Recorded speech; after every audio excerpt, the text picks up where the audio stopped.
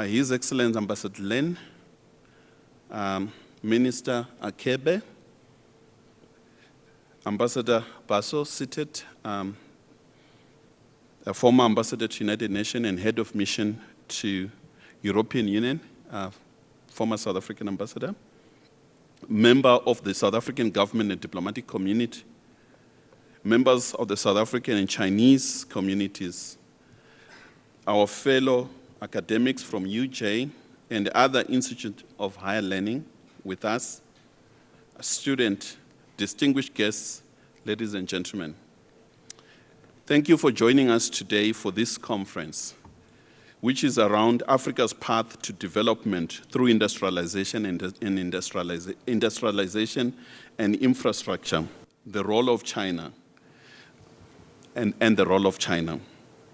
China has played a critical role, and therefore, while we are dealing with Africa's quest for development and the strategic partnership that the continent has entered with all strategic partners, we at the moment are looking at the role of China for this particular seminar.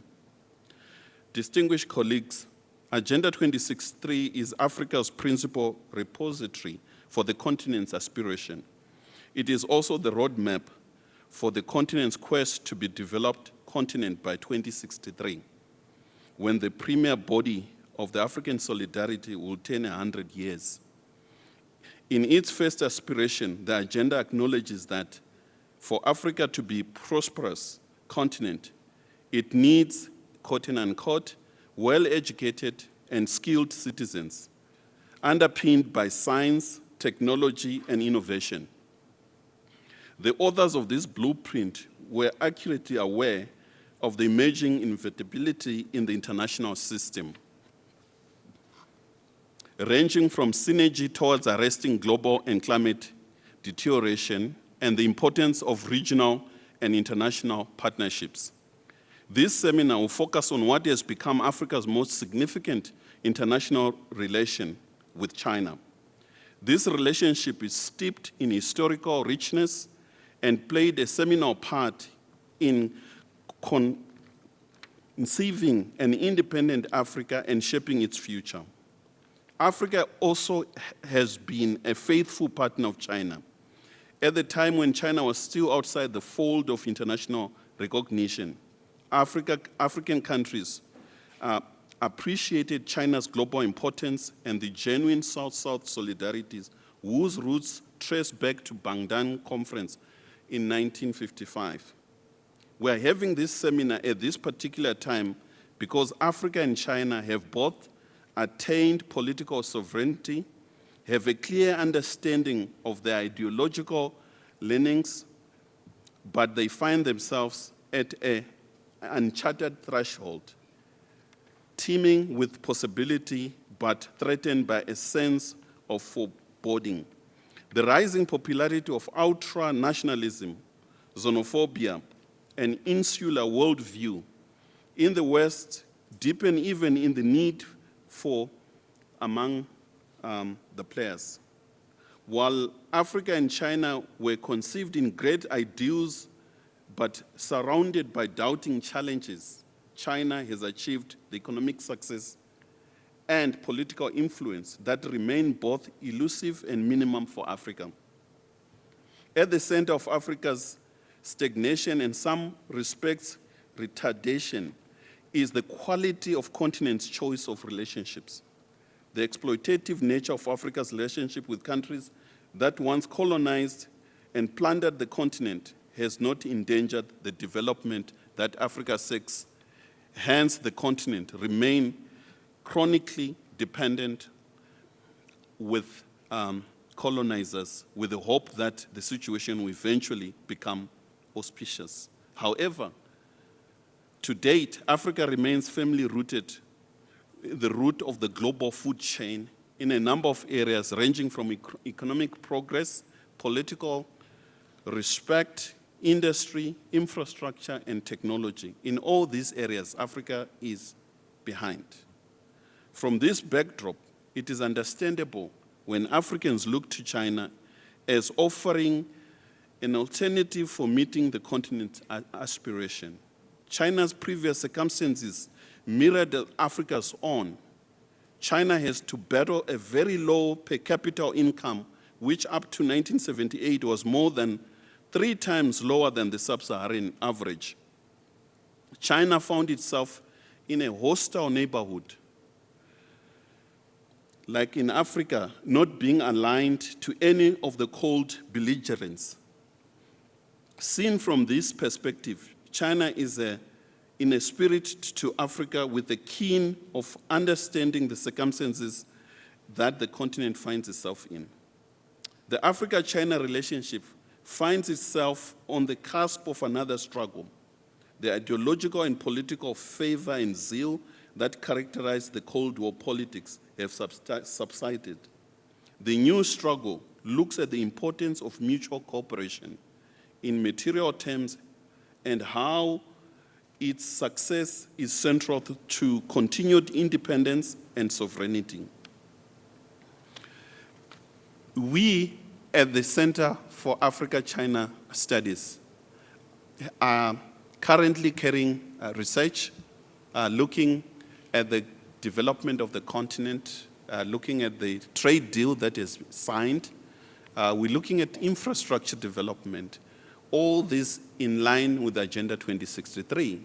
And we're also looking at the strategic partnership that the AU signed with a number of actors. And we are focusing mainly on industrialization and infrastructure. And in that arena, China has played a critical role. We have visited quite a number of African countries. We visited Ethiopia, Uganda, Kenya, and we will be on the way to other remaining countries. However, today we have a number of scholars coming from some of these countries and many more that you're going to see, and some of them are in your program.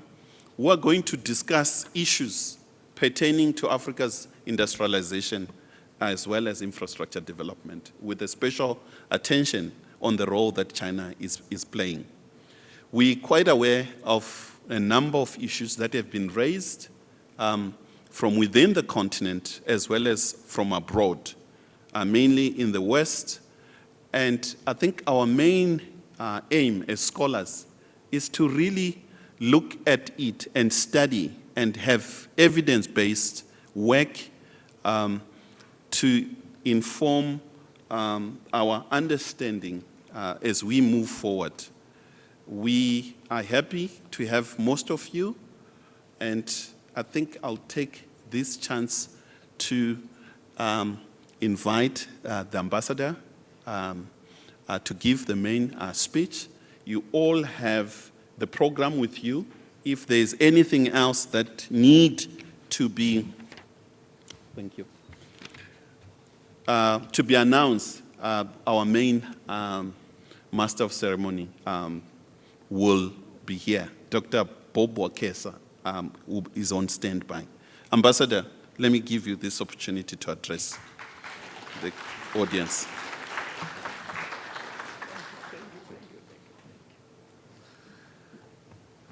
Thank you, Mr. David Monaye, Director of the University of Johannesburg Center for African-China Study. This is, and of course, my friend, today I'm not a keynote speaker. The keynote speaker and this speaker is Dr. Arkebe. He is my best friend. He is the minister, he is the economic advisor of Ethiopia. I'm proud to tell you, I'm very proud of him. He is, now everybody knows Ethiopia is growing, is emerging, is rising because of this gentleman. He is one of the key drivers in that process. Main key driver, I can say. He knows China much better than me. And they challenge all the government officials. Because sometimes we know from the book or TV. This gentleman, he knows China from the field to the people. You can imagine, he he holding the diplomatic passport. But when he went to China, he held the ordinary passport. He don't like to have the protocol official meeting. Not only go to the protocol meeting, but go to the field. The Chinese tell him what and what. Perhaps he do not trust all. He go to test in the field to ask the people. I love that. I love that. So he will tell us how about the story. So I challenge him to come to join us. He does not belong to Ethiopia. He must belong to Africa. He must belong to China-Africa cooperation. He is the best go-between between us. So I love he will brief us and give us some idea how Ethiopia used to be the poorest country, now become the fastest growing economy in the world. I'm proud of that country. And also I'm happy Dr. Arkebe will brief us. He is the keynote and lead speaker to us. And the Honorable also, His Excellency, we are very happy to see His Excellency Ambassador of Ethiopia to come to join us here, Ambassador Shifero. And also, we are very happy just now I met my colleagues or my dear friend. He's the FOCAT flag holder. His Excellency, the former Ambassador Baso Sanku. I hope I can pronounce well. Honorable speakers who travel far from African countries and China, professors, media friends, scholars, distinguished guests, dear friends who present here all, ladies and gentlemen, let me say good morning. And indeed, I'm so happy to come here to join you in this seminar. I'd like to highly appreciate to the great effort made by the Center for African-China Study, led by Professor Dr. David.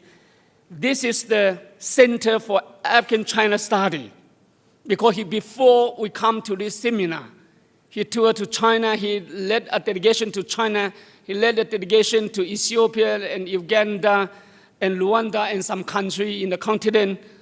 I'm proud. Seeing is believing.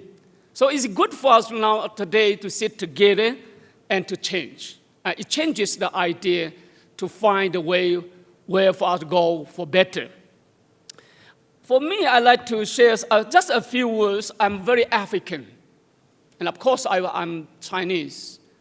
I am a lucky man. I witnessed the whole transformation process of China from poverty to now where we are. So I love to see this continent. We also can work together to make something different. The successful example of Ethiopia is very good. It's very simple to us. Give me the idea to encourage me to do more in the continent is if we are united and committed to our development, everything could be possible. So the first thing I'd like to share the friend is the world has changed. China has changed. African has changed. African has been rising, but not sleeping. Has been rising. I'm very proud to see last year we have 17 countries in the continent have their GDP growth rate to 5% or more. Most of the East African countries like Ethiopia, Rwanda, Uganda, and also Kenya have more than 6%. The continent has been rising. I'm very happy. And this is why we say African is the hope of the 21st century. And I'd like to share with you that the China-African has always been a community of a shared future. In the past, we stood together and fight side by side against the colonialism, apartheid system for our national independence. Now is the time for us to fight together against poverty for common prosperity. This is why we are here together. President Xi Jinping, the president of China, attaches great importance to China's African relations. In the past 6 years, I'm very proud to say, he pays 4 state visits to this continent. That will never happen in our past, in the history between China and South Africa. And he co-chaired 2 of the 3 focus summits in our history. So during the focus summit, Beijing summit in September last year, President Xi had the formal bilateral meeting with all 53 head of state, head of the delegation, the visiting delegations. And I'm very happy also when I was at DZ, we witnessed that very important moment. When my President Xi Jinping, His Excellency, came to Joburg in 2015, the Focus Summit, he worked together with all the African leaders to launch the new era of win-win cooperation for common development between China and Africa. That is the new era. Not only we come here to enjoy and appreciate the friendship we had, but we come here to work together for the win-win cooperation for common development. Because President Xi Jinping, when he took the office, he challenged Chinese and contracted us that in conducting China's cooperation and relations with Africa, we should adhere to the principle of sincerity, practical result, affinity, and good faith, and uphold the value of friendship, justice, and shared interest. Share interest, not only the common interest, but share. But this cooperation must share by benefit both sides. So not only come here for friendship, but also justice, the rule of law. Well, I think the essence of his instruction is to closely to combine China's development and African realization of self-sustainable development so as to achieve win-win cooperation for common development. I think the policy or the idea of my president is very simple, not complicated. Just to work together for win-win cooperation for common development. So I'm very happy in 2015, when the Joburg Summit here, President Xi announced 10 major cooperation plans. And the last year, he announced another package, a major initiative, together with 60 billion US dollars respectively. He not only come here to talk to you, to give you the beautiful picture, but he come here to give us the plan, plus US dollar. No money, nothing could be happen. We never lack of the speaker, empathy talk. But we not only, we have the plan, 10 major cooperation plan, the plan to guide us, where is the priority area and major project we are about to do. Let me tell you, very simple, the 2 package. We have the very simple aim just to help this continent to break through 3 bottlenecks to achieve industrialization and agricultural modernization. The 3 bottlenecks everybody knows. Whoever wants to get the country developed, they have to start it from infrastructure.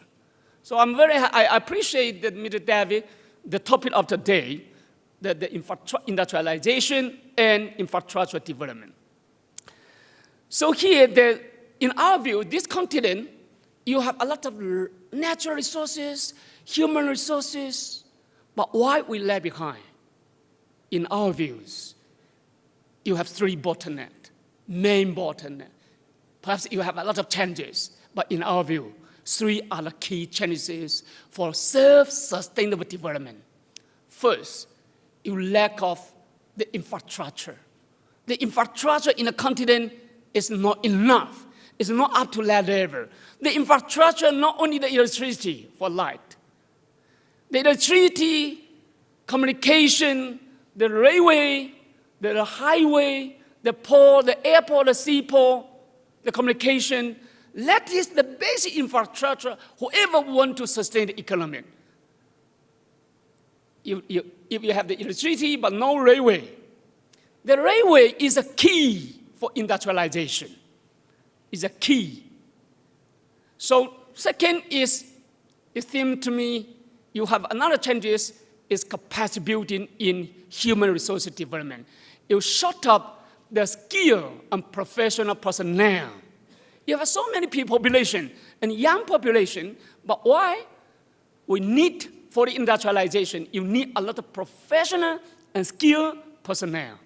So the second, but to develop, if these two are the basis for the industrialization and self-sustainable development, you need a lot of money to develop them. According to the World Bank and the African Development Bank, this continent, every year you need about 160 billion US dollars for the infrastructure development. China, we cannot take it all. We do not have such a capacity. Although we know you need the money, every country are the friend of China, everybody need the money, but we cannot take it all. This is why we challenge the worst, the developed country. They have to pay more attention to the infrastructure to help this continent for the sustainable development. So the financial package is very important to support this continent. So I'm very happy within the framework of the FOCA, China-African Cooperation, between China-African Cooperation Forum and the Belt and Road Initiative. We do something in this continent. Now I can proudly to tell you that wherever you go in the continent, you will see, easily to see, the infrastructure built by China. We already built, finalized and built 10,000 or more kilometers of road. We built more than 4,000 of railway. Now Ethiopia from Addis to Djibouti, that country I'm proud to say, because the railway to drive the industry development. Mombasa to Nairobi. And you go to Nigeria, 2 railways already put into full operation. The third railway along the coastline in the south, more than 1,000 kilometers. They already have our commitment. The feasibility study already completed. They need more than 10 billion US dollars. We challenge the world to work together with them. The oil from that country, China did not share because Americans take them all. So let them do the infrastructure. They are not only come here to exploit the oil. They say Chinese come here to exploit the natural resources. We come here to build the railway only for oil. But Nigeria, they have the oil. We cannot trade the oil and gas by trade. We already built more than 200 schools in the continent. We already built about 90 power plants in the continent. We already built more than the parliament building, the government office, something like that. The infrastructure, we need the airport and also the industry park. China already more than 10 or 20 industry park or special economic zone in the continent, I'm proud to say. So why we do this? Very simple. We like to facilitate the African industrialization, urbanization, and serve sustainable development. I'm proud to say now 30% of the infrastructure construction in the continent were finalized and built by China, 30%. More than 80% of the communication infrastructure in the continent finalized and built by Huawei and JTE. So our American friend, he said, ask the European Union cut that relationship with Huawei. Let me say no to them, because that is not working, not available. Chinese, Huawei, they come here as a equipment supplier, as a communication internet infrastructure builder. We are not the operator. Chinese, Huawei, ZTE, they come here to build the infrastructure for African country and for European and American company. It's you benefit from our infrastructure development. So if the European company follow the American decision, appreciate. It's good. You will give us the chance to have the operator cooperation with the local country. We now have the capacity. Before we did not have. Now we have the capacity. If you like to give us the chance, you are welcome. So for the Belt and Road Initiative, very simple. That initiative initiated by my President Xi Jinping, very simple. Whoever believes that share the idea to build a community of a shared future for mankind. The initiative, the core meaning of that Belt and Road Initiative is simple. Is whoever wants to join to benefit from this initiative, we need to follow the principle of 3 together.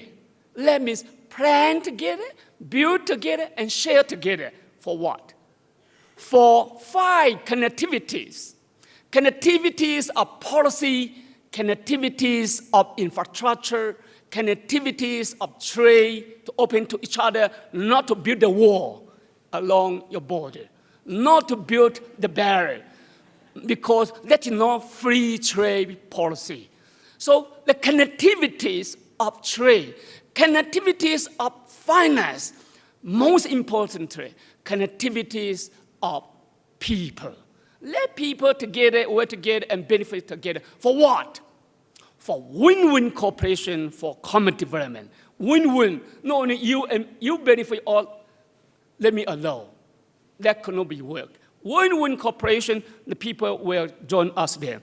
I'm proud to say now, 44 African countries and African Union have signed document on the Belt and Road cooperation with China.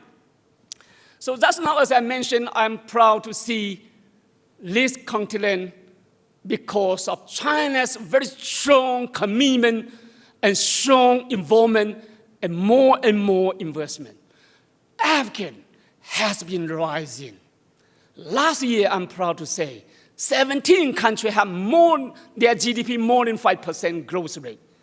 But let us say it is reported that since the year 2014, the investment, trade, and grant from American and European Union and other developed countries to this continent declined dramatically. But this continent growing. Why? Somebody is here. You know who they are. So I challenge them to come to join us. I challenge them to come to join us, to work together. We believe to help this continent to maintain peace, zero peace, and sustainable development serve the fundamental interests of the whole world, including African, European Union, American, and China. And that must be our common responsibility. Not fight to each other. We need to open to each other and work together. Yesterday afternoon, I had the lunch with the ambassador of European Union. I said, look, you European Union must pay more attention to this continent than anyone else. Because if you come here to create another Libya, more refugees will come to European Union. So we need to work together to come here to make sure this country to enjoy the peace, zero peace, and sustainable development. The people are not happy to get out of their continent, get out of the country, to go to any country as a refugee, if their country is good. So I'm proud to say now, some country we can say as a good example. Ethiopia is a good example. Ethiopia is a landlocked country, but because their leadership commitment, to develop their country, because Dr. Arkebe to drive the country, because of the strategic partner of China. No American, no European Union, no Japan, only China. We help them to invest up to today more than 20 billion US dollars in that country. We help them to build one railway to reach the international market and build the port only. Of course, when you build the railway and the port, you create the debt trap to them. We build the economic corridor along the railway. We build the connectivities of electricity, the water, the communication, the roads, so that the people from China, from the world, from American, to have the investment in our industry park. They benefit a lot. American people, they benefit from that achievement we have made because of one economic corridor. That country is rising from the poorest country to be the fastest growing economy in the world. Kenya, I'm proud to say, we helped them to build a railway, to modernize the railway from Mombasa to Nairobi. Now, that railway every year contributes more than 1.5% to their GDP growth rate. So the infrastructure is the key. But sometimes, unfortunately, some people don't like to encourage China to do more here. They don't like to see this continent get rising. Why? They feel fearful. If this continent to be independent economically, they will be independent politically. They will not be humbled to follow some country to put their finger at their head, at their nose. So this is, they don't like to see, but how can they do? They fabricated a lot of fallacies against China, such as new colonialism, such as the debt trap, the debt crisis, the debt takeover. My dear, how can we come here? Colonialism is simple. Colonialists, we understand, we are the victim. Both China and Africa are the victim of the colonialism. We understand who they are, what they are doing to our people. They use the force to force us to surrender and compromise our sovereignty, to change our politics, to change our belief, to change our culture, to change our people, and to force us to buy or sell. And that is exploitation. That is colonialism. Colonialist is colonialist. FDI, low investment, is not the new phase of colonialism. I challenge them to give us money here to develop the road, develop the infrastructure, to build the railway, to follow China, to do more in the continent. Because if we come here to dig a trap to them, to build their infrastructure, the infrastructure is already benefit the people. But they say, sorry, I have no money to pay you back. Do you know who, you understand, who will get into the trap first? If we do that, China will go bankrupt as a nation. That could not be happen. With 5,000 years civilization of China, we cannot do like this. Of course, we are very happy. Last year, American launched the so-called Prosper Africa Strategy. Prosperous Africa Strategy. Or the new strategy, African strategy, is so good. So good. But I read it very carefully. The target, the aim, very simple. Not targeted the poverty for common prosperity. They targeted the growing influence of China and Russia in the continent. What? We need, why we are the influence in China, of China and Russia in the continent growing? I agree. Because we believe when we do good to the continent, we will get better understanding and appreciation. Of course, the people, they understand, they will smile to China. Follow me to do the same. You targeted the poverty for common prosperity, not targeted China and Russia. We could be the partner. Why not? We come together as an international partner. We are China. We are ready to work together with American and European Union, but bring the US dollar together. Don't just give us paper and speech. You see, American, they will give you, they like to have this continent for the prosperous Africa. Very simple, they will give you 50 million US dollar for prosperous Africa. If we give you 50 million US dollar, could change this country for prosperous Africa. Overnight we can change. I can give you money, don't worry. And 50 million US dollar for the financial years from 2020 to 2022. That is our dream. By 50 million US dollar for prosperous Africa, and you are free to say here, I'd like to call on American and the European Union, all the developed countries, this is your obligation. This is our common responsibility. We need to come together with the US dollar, not paper, not to fight each other, but let us fight together against poverty for our common prosperity, to work together for a better life, for the world people. I thank you.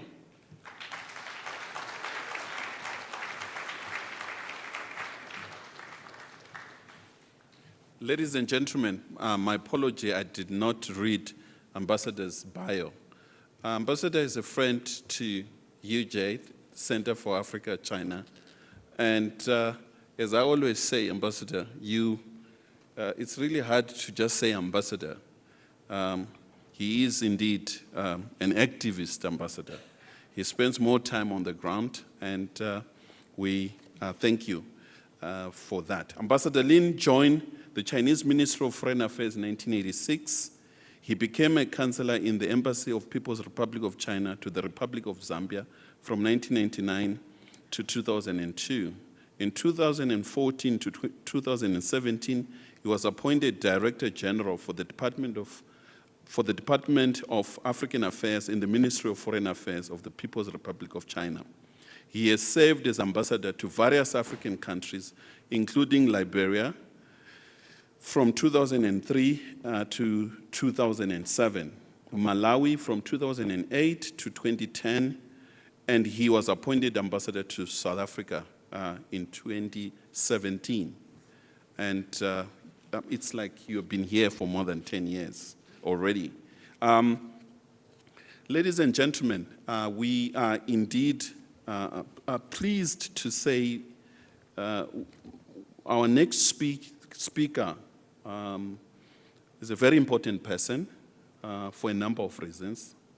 Baso and I were in Ethiopia, and I really remember in my teenagehood, Ethiopia was a place in which we were really concerned as young people. And for those who were in the 1980s, who remember 1980s, I know most of the students might not have been born. There was a famine in Ethiopia.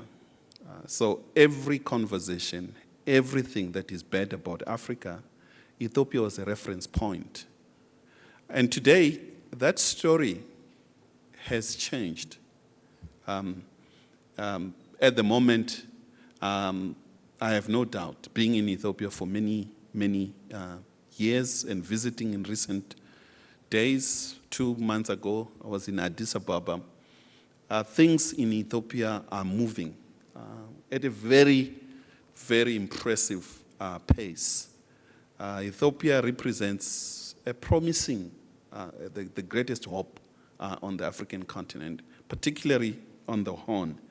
And I am really privileged to introduce our next speaker, His Excellency Dr. Arkebe Oqubay, the Senior Minister and Special Advisor to Ethiopian Prime Minister.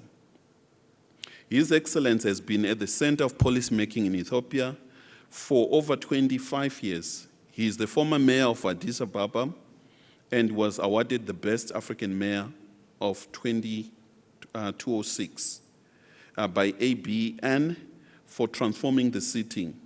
He currently serves as board chair of several leading public organizations and international advisory boards, and is a recipient of the Order of Rising Sun, Gold and Silver Star, presented by the Emperor of Japan.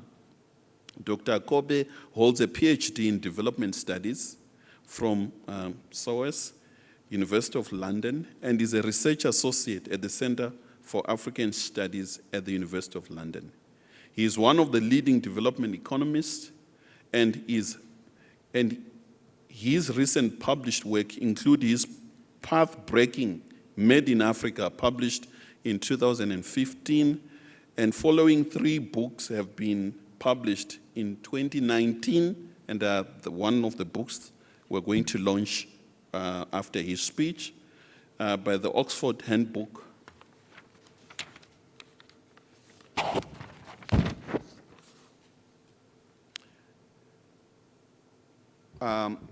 Ethiopian Economy, How Nations Learn, Technological Learning, Industrial Policy, and Catch-Up, also published in 2019. China, Africa, and Economic Transformation, the following books will be coming out in 2020. African Economic Development, Evidence, Theory and Policy, Oxford University Press, and the Oxford Handbook of Industrial Hubs and Economic Development. Dr. Abe was recognized by the New African as one of the 100 most influential Africans of 2016 and a leading thinker on Africa's strategic development for his work, both practical and theoretical, on industrialization and industrial policies.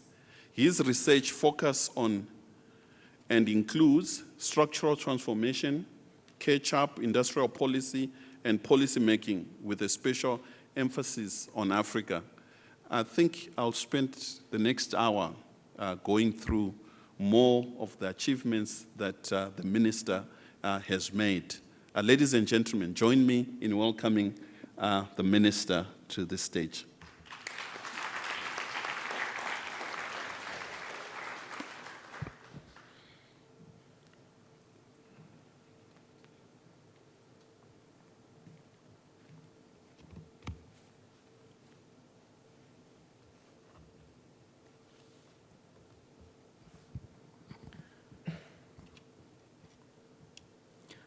Good morning, Excellency Ambassador Lin, Dr. David Munaye. Munaye is, by the way, Amharic name as well.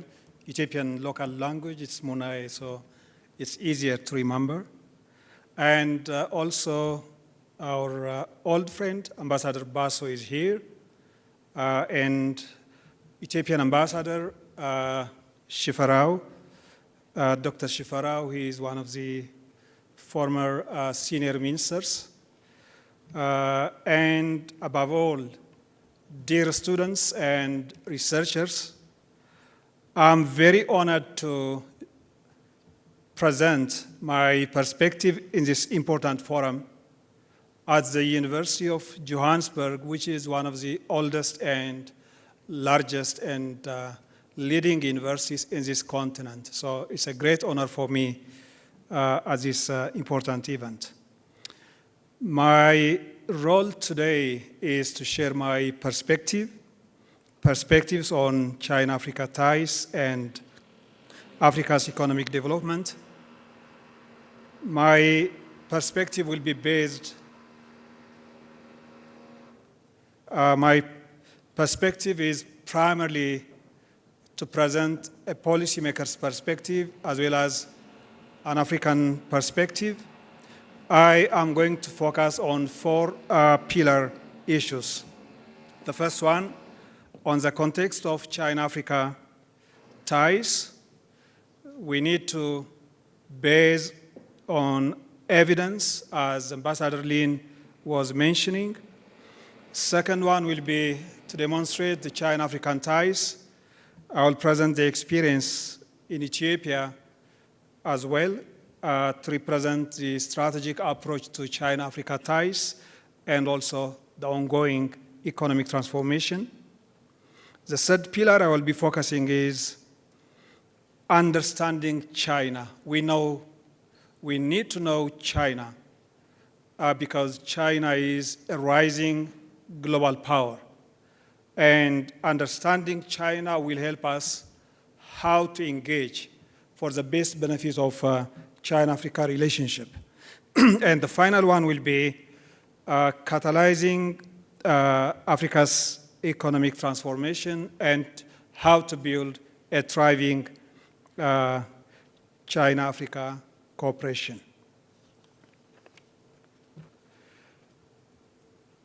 In 1971, one of the leaders said, "It's our African brothers who have carried us into the United Nations because African countries, 34%, voted that China should join the United Nations." And this quote is Chairman Mao Zedong's quote. And in the same year, 1971, few weeks it has been made public, one of the well-known presidents from one of the Western countries said, I quote, "As there was a big disappointment because China joined the African Union," he said, "to see those monkeys from African countries, they even don't want to wear shoes." This was disclosed before a few months, a racist expression, which was made public after 50 years. This was former President Reagan, while he was the Californian governor talking to President Nixon. So the question here is China new to Africa? And the answer is, China is not new to Africa, and the relationship is as old as the lifetime of independent African countries. In 1960, the first Chinese economic assistance or loan was given to Guinea. In 1960, China gave the first loan, $25 million, to Guinea. And Guinea used this fund for building a cigarette and match factory, tea plantation, and a hydropower station. This was before almost 60 years. In 1964, with Chinese loan, the first Friendship textile was built in Tanzania. And in the 70s, one of the largest railway lines, the Tazara Railway, was built in the 70s. So China is not new to Africa, and China has been a friend of Africa for quite a long period. They share common position. China was a former colony and has experienced the horror of colonialism. And Africa has been a colony, many African countries, until the 60s, and some up to 80s as well. So the key point is China is not new to this continent, and this is an important perspective to understand the long history of this relationship.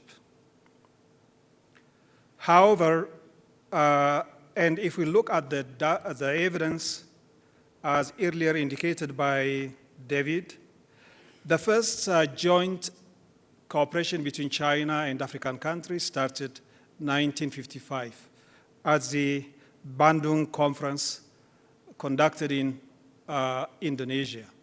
And many African countries participated. It was basically a non-aligned, third-world movement. The China-Africa relationship has evolved through time. It has gone at least shifted through 3 phases. The first phase, I would say, between 1950s and 70s was primarily with the aim of political cooperation or political alliance. China wanted to be, was advocating for one China policy, and China supported many liberation movements, and China supported anti-colonial struggle. So it was basically until 70s, it was the main feature, the main nature of this relationship was political. In the 80s, since the 80s, because of the reflection within China, the change, the opening and reform, the main nature of the relationship shifted to economic and commercial nature. This was after the Deng Xiaoping's reform process. After mid-90s and 2000, China has initiated Go Global internationalization strategy. In 2001 also, China joined WTO, and FOCAC was initiated in year 2000, and the Belt and Road Initiative was also initiated in 2013 by President Xi. So essential nature of this feature has been a combination that China was moving to international arena with bigger economic leverage. The critical issue here, if we want to look at China-Africa relationship, is the narrative is quite important. Currently, there are two types of narratives.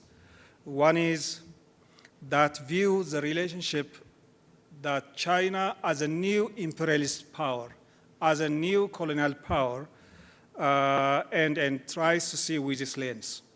So we have been hearing about land grab, and the example mentioned was Ethiopia. Chinese were involved in land grab, and research was conducted by independent researchers, and it was found out that China is not even in agriculture in Ethiopia and many African countries. It was fake news. And then we are aware that China is moving to Africa because of resource thirsty, thirst for resource to feed its industrialization. It's partly correct because the resource boom, the commodity boom was also stimulated by the rapid growth in China, but the primary nature of this cooperation was not because of the search for resource.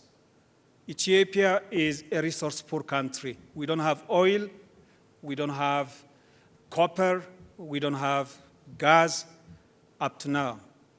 And one of the best exemplary strategic relations between an African country and China is between Ethiopia and China. So this doesn't hold water. And most recently, we have heard about debt trap issue as well, about Chinese practices related with labor, and even that Chinese investment doesn't create employment. In fact, the former State Department, Secretary of State Department, when he made a speech in Addis Ababa, he mentioned that China is not creating jobs, which was not based on objective facts. So this is basically Eurocentric approach and narrative, and it's exactly reads based on the colonial tradition that has been pursued by many Western countries. However, there is also an alternative narrative, a new and fresh narrative that focuses on evidence, on research, and a more optimistic approach as well. And I would like to mention that one of the leading researchers, Professor Deborah Brotigham, an American economist, she has been doing researches for 3 decades, and we have seen her works as one of the good examples that is based on evidence. And also we have to look from historical perspective. On the nature of the relationship, it's important to mention some important facts. I would like to build on what Ambassador Lin has been mentioning. Primarily, after FOCAC has been established in year 2000. Between 2000 and 2018, 7 summits have been conducted on FOCAC. and FOCAC is now the largest South-to-South cooperation. And the support or the economic ties between China and African countries has been based on 4 pillar areas. The first one is finance and infrastructure. Since year 2000, China has provided more than 130 billion US dollars for the construction of infrastructure. More than $30 billion went to energy, close to $30 billion went to communication and transportation, and these data are based on the center based at Hopkins University, the Center on China-Africa Research Initiative, and we could see the significance of the financial resources mobilized from China.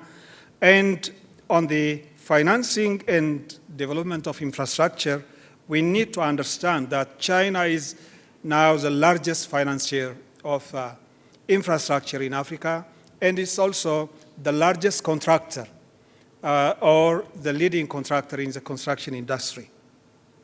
And the unique factors about this issue of financing is, first, in terms of terms, it doesn't have any conditionality. Many countries try to tie loans with conditionality. Second, in terms of value for money and time, or in brief, efficiency, it has been quite important because the cost of construction dramatically went down. It dropped to less than 50% because of the engagement of Chinese companies, and it has generated significant efficiency benefits. Third, in terms of modality, it has been quite flexible. For instance, China has introduced or agreed with many African countries what is called offtake, which means that African countries can pay back from revenue generated after 10 years or 20 years. This is a flexible model of repayment. In addition to this, there has been multiple sources. Chinese firms have been facilitating bringing loans. Policy banks, especially China Development Bank and Exim Bank of China, has been facilitating the loans. Government has been giving grants, and commercial banks like the Big Five, the Bank for Industry, for Agriculture, etc., has been participated, and also syndicated loans together with other international financial institutions has also been facilitated. So finance and infrastructure has significantly contributed to Africa's economic growth. Second area is trading. In year 2000, the trade between China and Africa was 10 billion. And in 2014, it reached 220 billion. And this is a significant 20 times growth in terms of trade volume. In terms of investment, according to the recent study done by McKinsey, China is among the top 5 sources of investment. These are the US, UK, France, Gulf countries, and China. However, since 2017, China has been showing the fastest growth rate in terms of increasing investment, and perhaps now it's approaching to be the first or the second source of investment. In terms of human capital, many Africans have been going for scholarships to China to study in China, both in Chinese language and in English, and I believe this is going to have a very big positive impact in facilitating businesses between Chinese companies and African companies, but also as a source of skills, and this is important contribution. Since year 2015, China has been giving 10,000 scholarships per year to Africans. We need more. We need in sciences. We need to focus in engineering, but this is a very good start. Above all, China has served as demonstration effect. Now we could see how economies could change, how fast economic growth could be recorded by seeing China. So it has served as a demonstration. The demonstration effect has been significant. It has served as source of aspiration. China has contributed in peace building in Africa. And above all, because of China's and other emerging economies, a new multipolar international order is evolving, which gives policy space to African countries. Having said in brief, while the Africa-China economic ties has generated significant benefit and has strategic significance, we need also to understand there are some drawbacks and there is a potential to improve. On financing, there is now debt stress in many African countries, which means we need to see additional options, innovative financing mechanism that could be sustainable in financing. So this is an important area we need to improve. The second area is we haven't yet fully exploited China as a source of investment. More than 85 million workers are deployed in light manufacturing.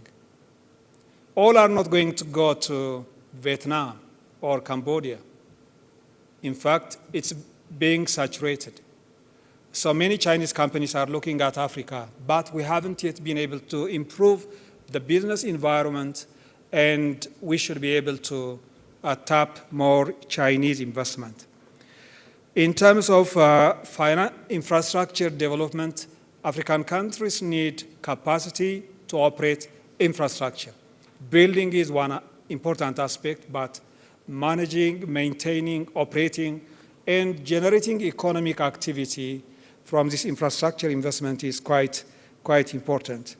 And we also see that all 54 African countries are not equally benefiting from this process. It's mainly few countries who have strategic approach in dealing with China who are benefiting from these economic ties. So there is unevenness in this process, and this could be improved.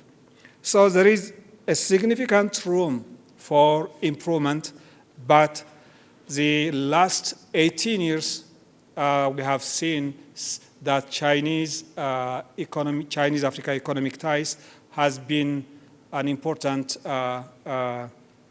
driver and catalyst for African economic transformation. While this is the broad context, the next thing we need to see is we have to see examples. Examples are quite important so that other African countries also could learn from on how to improve these economic ties. I would like to talk about experience of Ethiopia and Ethio-China relationship. Premier Chun Lai, for the first time, met Ethiopian leaders in 1964. Actually, it was January 1964, 6 months after the Organization for Africa Union was established in Addis Ababa. In 1971, Emperor Haile Selassie visited Beijing and met with Mao Zedong. They were quite good friends and a very funny relationship because Emperor Haile Selassie was a monarch and Mao Zedong was a communist. And Mao Zedong is a very tall guy, and our emperor is a very not tall guy, to be polite. So it has long history. Ethiopian Airlines, for the first time, flew to Beijing in November 1973, the first flight by Boeing 707. This aircraft doesn't exist now. This was the first flight to Beijing, and Ethiopian Airlines took the lead. Between 2010 and 2018, Ethiopian Airlines has been increasing its flights to Beijing, to many places in China, and in 2018, the number of travelers traveling between China and Africa moved by Ethiopian Airlines reached 1 million, and tens of thousands of cargo. And Ethiopian Airlines now flies 250 flights per month.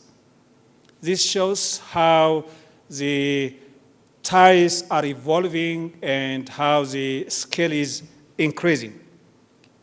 And since 1991, with the rule of EPRDF, Ethiopian leaders have been developing the cooperation with China in a very strategic manner. There has been exchanges of our leaders. Prime Minister Meles visited China in 1995. And many Chinese leaders visited Ethiopia.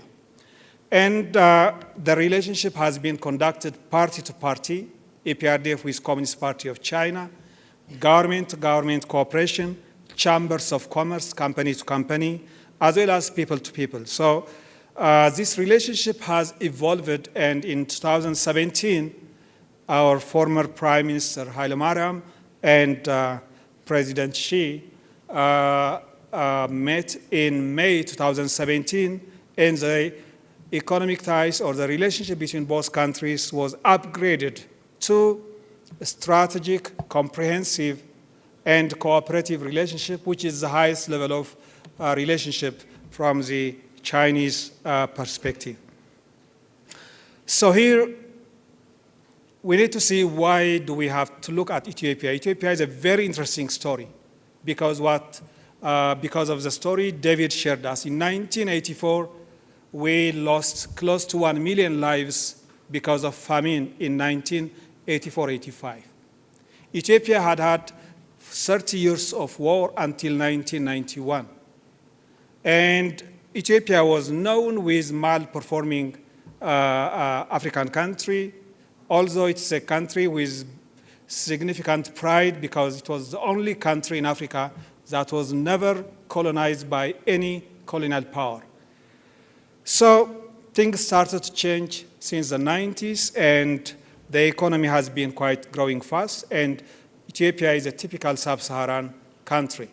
And it shows that a poor country can change. What matters is not money, what matters is not oil, but what matters is policy and also effort of the people. And Ethiopia has been pursuing homegrown policy. It has not been a very good student of the Washington consensus or neoliberal wave, and it has been following its own unique path, and it has taken serious lessons from East Asia. And the state has been an important player in this pattern. So let's look at the evidence. Between 1994 and 2003, GDP growth was 5.5%. This is twice African average. And between 2004 and 2018, for 15 years, GDP has been growing by 10.5% every single year. And the key driver has been agriculture. It has been a shared growth, so average life expectancy has increased by 21 years between 1990 and 2017. And this is twice Africa's average. The average increase in life expectancy in Africa has been from 50 to 60, but in Ethiopia it has been from 44 to 66 years. And the Gini coefficient is about 0.3, which is relatively equitable. The economic growth has been driven by agriculture because most of the people also live in rural areas, and infrastructure growth is also linked with supporting rural transformation. Ethiopia also invested in long-term investments. As Ambassador Lin mentioned, infrastructure is quite important. And developing infrastructure requires long-term perspective. To build a hydropower, it has an average gestation period of more than 10 years. You need to plan, you need to mobilize finance, you need to do design, then you need construction. This requires more than 10 years. So Ethiopia has been investing its resources in infrastructure, primarily energy and transportation. Without energy, there is no industrialization. Without transportation, there is no trade. These are two important pillars. And in most recent years, the federal government has been spending close to 50% of its budget on infrastructure. The investment GDP ratio has been increasing up to 39%, and domestic saving ratio has also increased from about 5% to 22%. So this is typical exemplary like East Asian countries as well as China. The other element in long-term planning has been the human capital. Human capital requires long-term perspective. And Ethiopia has conducted one of the most massive transformation in education. Currently, Ethiopia has 30 million student population in primary schools. And in the last 10 to 15 years, the major transformation has been in university education and technical schools. We had only 3 universities in 1991. Now we have 50 public universities. We only had 5,000 students in 1991. Now we have 500,000 university students, and every year we have 100,000 graduates. 85% of these courses were in social sciences, but the new system, 70% of the graduates are in natural science, technology, and engineering. This has been introduced from experience from Germany. Germany has been a good model in transforming the university system and also vocational education system. We had 3 technical colleges in 1990. Now Ethiopia has more than 1,300 technical schools. So these are important long-term investment because without this investment, it's not possible to sustain rapid economic growth. In most recent, if I may show you the rapid economic growth, we can see from these statistics. The red one is Ethiopia's growth rate. And then we see, comparing with Nigeria, which is the largest economy in Africa. Of course, South Africans contend to this. And then the third line is the average sub-Saharan Africa growth rate. And then the yellow one is average world growth. So we could see from here the growth rate. In most recent times, since 2011, Ethiopia has focused on attracting massive FDI. FDI is quite important, but what we need FDI is not for property development or primarily service sectors. It's primarily in manufacturing, in agriculture, or productive investment. That has been the key focus because for the initial economic takeoff, we had to rely on agriculture, but agriculture has to be augmented or supported and gradually even led the whole economy by industrialization. So since 2010, Ethiopia's focus is on industrialization and to ensure that manufacturing leads the economy. And manufacturing is absolutely important for long-term technological upgrading and economic growth. Since 2012, or if you look at this chart from 2007, we could see that the FDI was not until 2010 was below $1 billion US. This is based on not pledged but actual movement of money and material. Since 2012, as we could see, the FDI inflow has significantly increased, and in 2017, Ethiopia recorded a 50% increase in its FDI inflow, and between 2012 and 2017, it increased from 1.1 billion to 4.3 billion, a fourfold increase.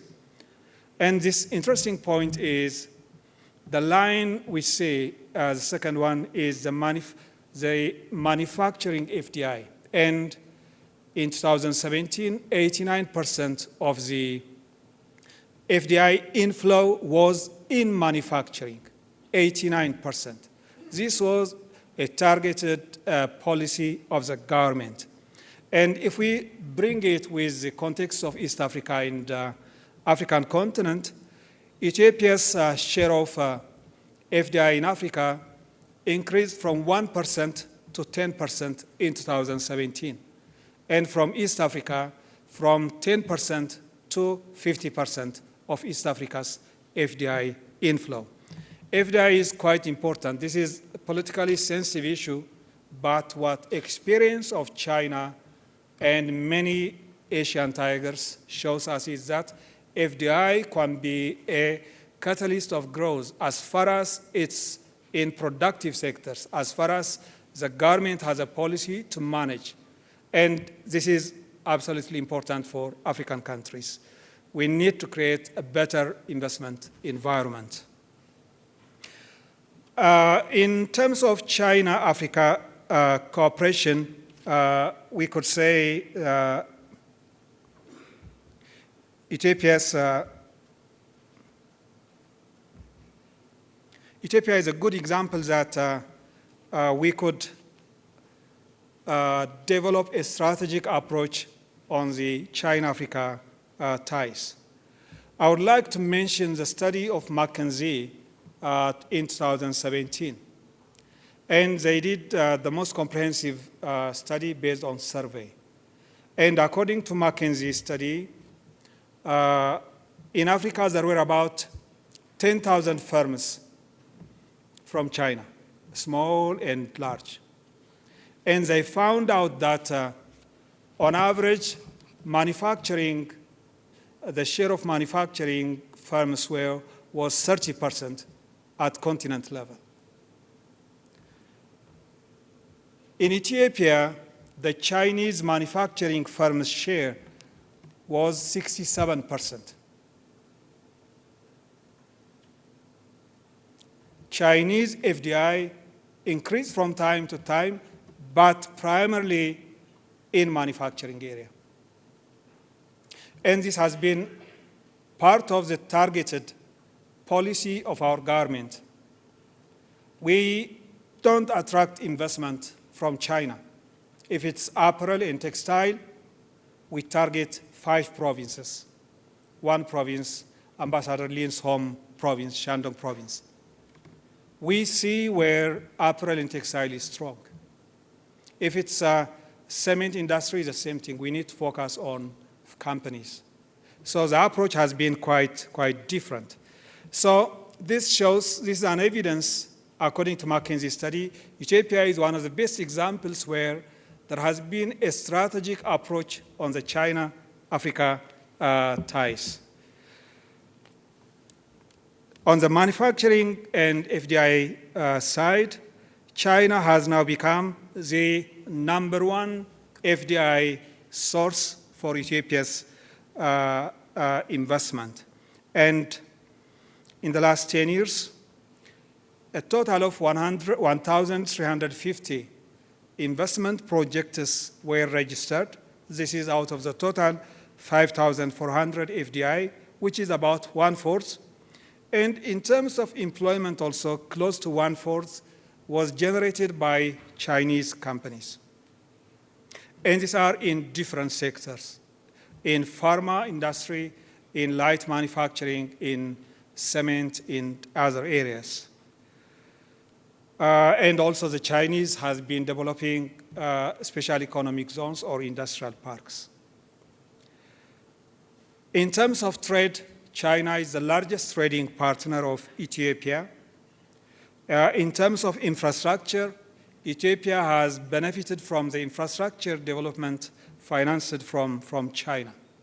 And here the critical priority of Ethiopia has been support industrialization, to support exports, and number 3 is ensuring we build green industrialization or green economy, because in 2011, Ethiopia adopted a green economy strategy that aims to reduce the carbon emission by 64% by 2030. And Ethiopia has been committed to sustainable development.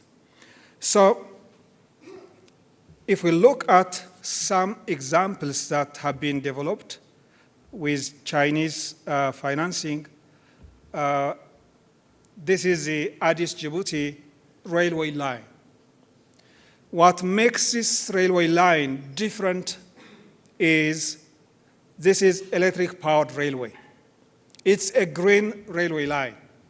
It uses power generated by hydropower, which means renewable energy. And this corridor has reduced the vehicle time from 3 days to a 10 hours railway travel. And this is a major export-import corridor.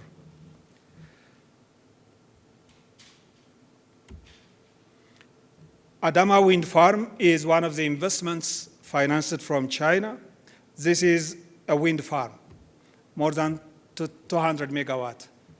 And these are examples, and many roads have been financed, railway lines, hydropower stations, water supply projects have been financed by Chinese loan. We have found the Chinese loan to be quite flexible, and usually there is a lot of negotiation here. Ethiopia is one of the most countries who know its priority.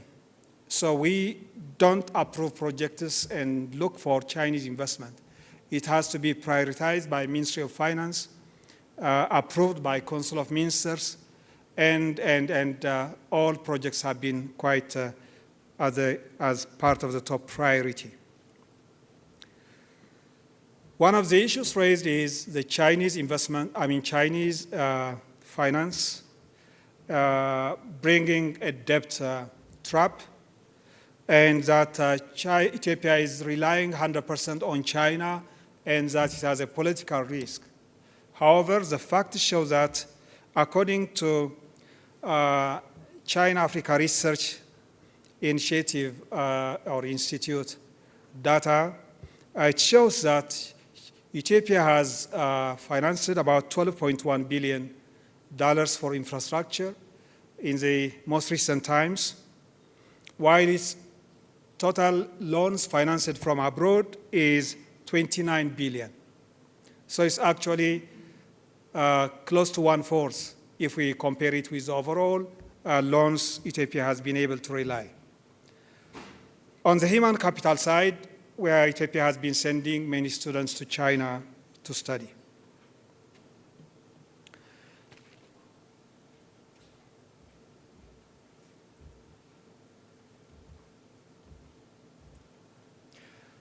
Then, equally important is Ethiopia has been using China as a source of learning.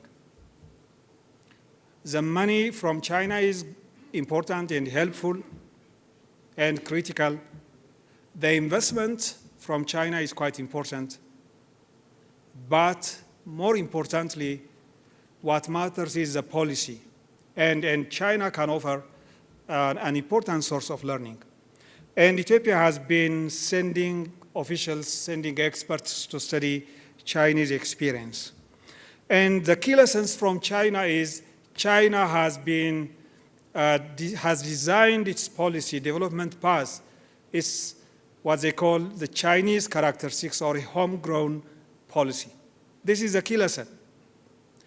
African countries, we don't need to be instructed to follow prescription from the Washington consensus. We need to know, we need to identify our own development path, and China is a good example in this respect. Secondly, an important lesson from China, especially after Deng Xiaoping's reform, is the pragmatism in policy approach. Learning truths from facts, this is a famous Deng Xiaoping's quote. It doesn't matter whether the cat is black or white, as far as it catches the cat. This is a very pragmatic policy. Crossing the river by touching stones. This is the experiment approach of China. And China has been improving its effectiveness in policy making, and this is an important source of learning. But above all, China has been the best learner. What most of us don't know is China is the best student, the best and most successful student in terms of learning from others. Deng Xiaoping visited Japan, and China and Japan had historical problems because of the aggression in the 40s and 30s. Deng Xiaoping visited Japan. He traveled on the fast train in Japan. He visited Panasonic factory. And he clearly said, our industry are very, very backward, a generation back, and we need to learn from Japan.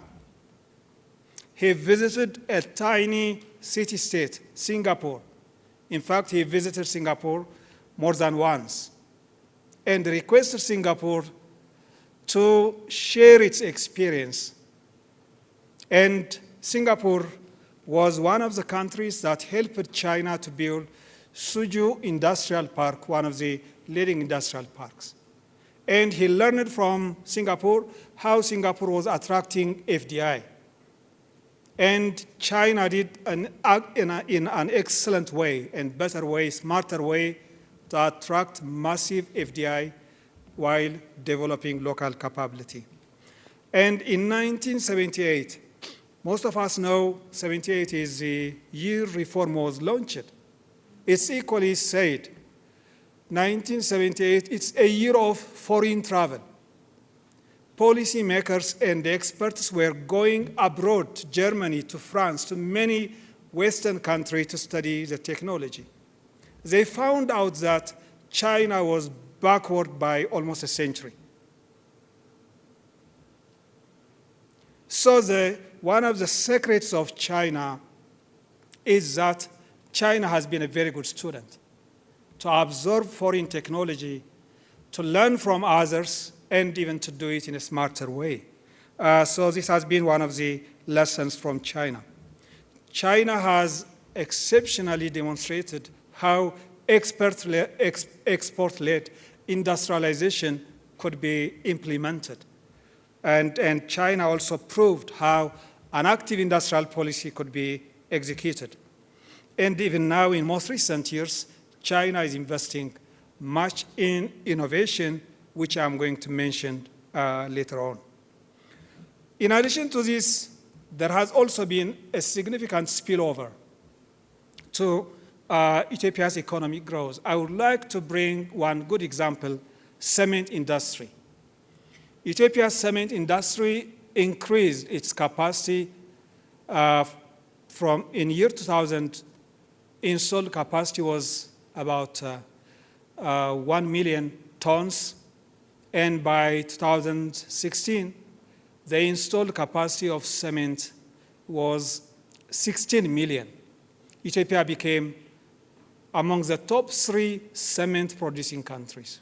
And cement is strategic for high growth because without cement, you can't build railway or factories or housing.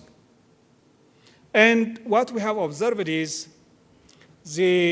because of Chinese technology, because of increased capacity in the cement industry and manufacturers in China and contractors, the new cement factories built in Ethiopia, not only by the government, but by all private companies, including the South African cement companies that had invested in Ethiopia, all used Chinese technology. The kiln capacity increased by 5 times. Many of them were implementing 5,000 tons kiln capacity, a big scale. And the investment in cement technology decreased by 50%. And most of the cement projects were implemented in about 30 months, which was unimaginable.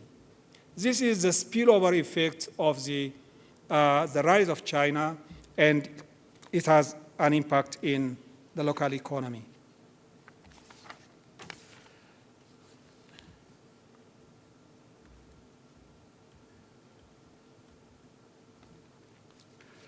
The third theme I would like to focus is that China is now changing.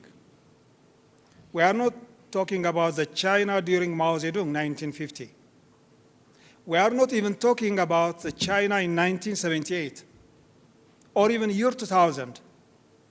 China in 2019 has completely changed. Its place in the world economy, its geopolitical role has completely changed.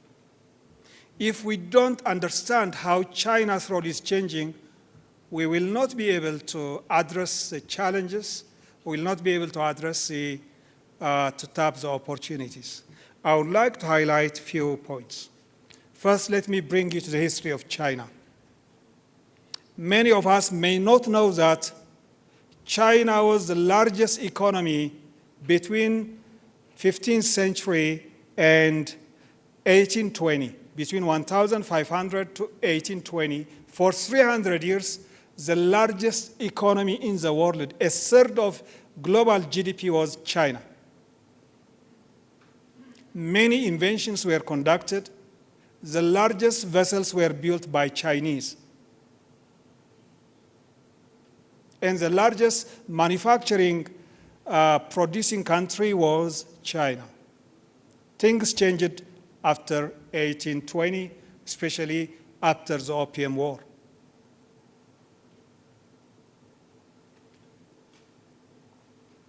Currently, China is the key propeller, the prime propeller of global economy. Why? 30% of the global economic growth is being generated by China, 30%. Any economic slowdown in China affects the globe.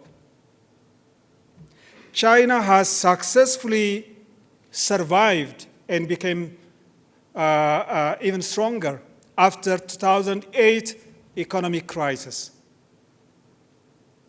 Many advanced economies, the economy had slowed down.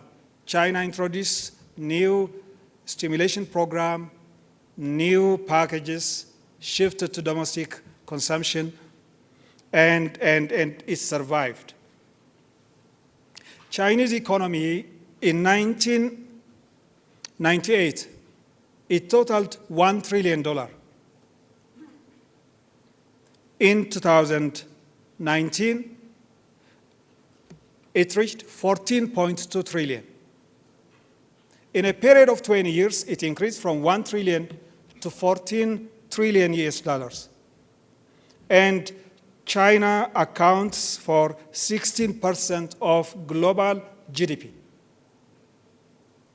1/6 of the global GDP is generated by China.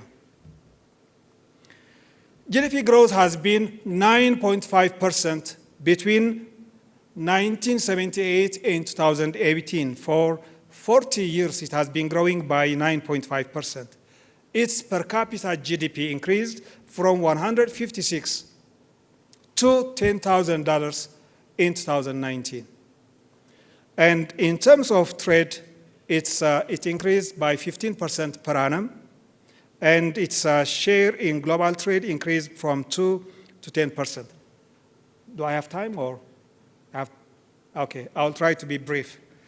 Good, so the key point, and 700 million people has been alleviated from poverty. And this is 70% of the alleviation from poverty if we look at the global reference. So this economic miracle is important to recognize. It's also a rising global economic power. By 2010, Chinese GDP was 40% of the US. In 2019, 66% of US GDP. By 2030, China is expected, according to forecasts of IMF, World Bank, and OECD, China's economy will be the leading economy, and China will also transit to high-income economy. On the innovation and technology side, China is the biggest user of robots, more than the advanced economies. The fastest growth of automation and robot is not in Europe or even in the US, it's in China. New energy, the most advanced growth, technological growth is in China. In railway, China is the leading the technology. 3G, we all know, it's the leading technology provided. And China is investing in innovation because now it's moving to innovation-driven economy. And in 2018, China spent 3% of its GDP for research and development. This has implications for us, for Africa, for African countries. Then China, the key feature is that it's writing its own script, its own development path, and its own homegrown policy. And the growth of China has implication for the globe. That's why we say the China effect or the global as global public good. With this new environment, the relationship between China and Africa has also to evolve to tap the new opportunities. To my final theme, the critical issue would be how can we use the China-Africa economic ties as a catalyst for Africa's economic development. Here, I would like to be critical. African countries have shown rapid economic growth since year 2000, but the key concern is Africa's economy is not being transformed. The first thing, Africa is playing a marginal role globally. From the global FDI flow, Africa gets only 3%. From global trade, Africa's share is only 4%. So it's a marginalized continent. We are lagging behind all continents. This is, for us, a wake-up call, and we need to consider this. Despite the rapid economic growth since 2000, this has not been able to translate to rapid economic growth and transformation. And first, the growth has been uneven. It's few countries, as even Ambassador Lin mentioned, 15 or 17 countries that are showing rapid growth. 2/3 of African countries are not recording high growth. Secondly, for rapid economic growth, you need a longer episode. And the faster economic growth ended almost in 2014 after the end of resource boom. And Asian countries, they needed 3 decades, 4 decades of high growth. So it's important to understand that structural transformation is central to Africa. And Africa needs China. According to studies, Africa needs to generate 20 million jobs every single year. So we need massive investment in manufacturing. We need to transform agriculture. We need to develop on productive capacity and export. The repayment of loans will depend upon the export capacity. The import substitution will depend on the production capacity of manufactured goods. So we need to work on these areas, and China, we have a golden opportunity to further develop a thriving economic size with China. However, for this relationship to be relevant, African agency is quite important. We need to be proactive. We need to have clear policies, clear priorities, and strategic approach. Without that, will not be able to use it as a catalyst for economic transformation. We also need to understand the unevenness in this process. Trade, there is a big trade deficit. We need to increase exports to China. I'm not referring agricultural goods or minerals. I'm referring manufactured goods. Africa should be able to penetrate China's market in offering, especially in light manufacturing, as labor cost is increasing in China. So we need to increase our export and improve composition of trade. Debt crisis also, we need to avoid and to see an innovative mechanism of financing. On the basic win-win relationship, we have to basically focus on mutual respect and non-interference, and we have seen the Chinese leaders has been committed to these principles. I would like to bring not only the tensions or the limitations, but the untapped prospect. I would like to indicate one important area, tourism. In 2019, the Chinese outward tourists reached 150 million, and they spent $300 billion during these travels. And Africa's share in this tourism industry from Chinese tourists is below 1%. And Chinese are not going to go every time to Europe for shopping. They will be looking at new destinations. This is a new opportunity Africans can tap. Finally, I would like to highlight the importance of source of learning. A systematic learning is what is important. The context, the peculiarity is different, and we have to look at the specific, to understand the specific African situation. Finally, I would like to tie or conclude with one example from China. Most of us know that the Great Wall is one of the miracles of human race. The Great Wall is 22,000 kilometers. It has 22,000 kilometers length. A big wall. 22,000. The most interesting thing is that this wall was, to build it, it took them 200 years. And to periodically maintain it, they have been doing this, upgrading, reconstructing for 2,000 years. What do we learn from China, from this Great Wall? Despite the Great Wall, in 1820, China collapsed, became a colony. What we need is, first, we need preservance, we need long-term perspective.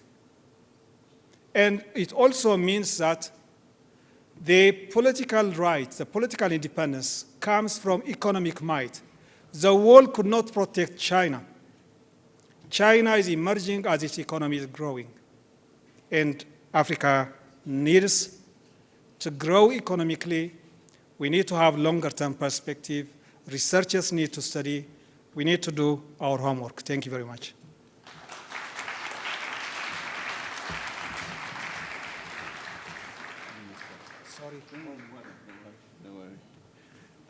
Ladies and gentlemen, you see the problem when you have not only a minister, as a scholar, and former mayor, and academic, and when you engage, you always want to hear more. At times, time becomes the greatest enemy. With that, I'd like to turn to the next event, which is a book launch. We have quite a number of these books, but they're going to be distributed later for those who stay longer. And I would like to invite the ambassador and the minister to come. But before the ambassador steps in, Minister, you'll come back just to give us a very brief explanation of the book, with more emphasis on brief, right? We have lined up quite a number of colleagues from China and throughout the continent who will also be speaking. Thank you. Minister. Do I need a book? Or the book, yes. Sure, thank you. So a very brief introduction. There are two narratives, as you all know. The Eurocentric, alarmist narrative, and a narrative that is based on evidence. So this initiative was based on mobilizing scholars, leading scholars globally to provide evidence based on the China-Africa ties. And the title is China-Africa and an Economic Transformation.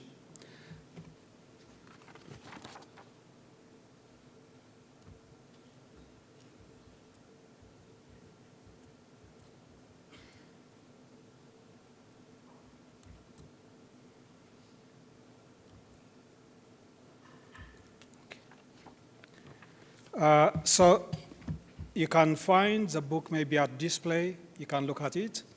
And the key points to briefly put in 5 minutes is that Africa's recent progress in economic growth has not been uneven across countries and has not translated into structural transformation.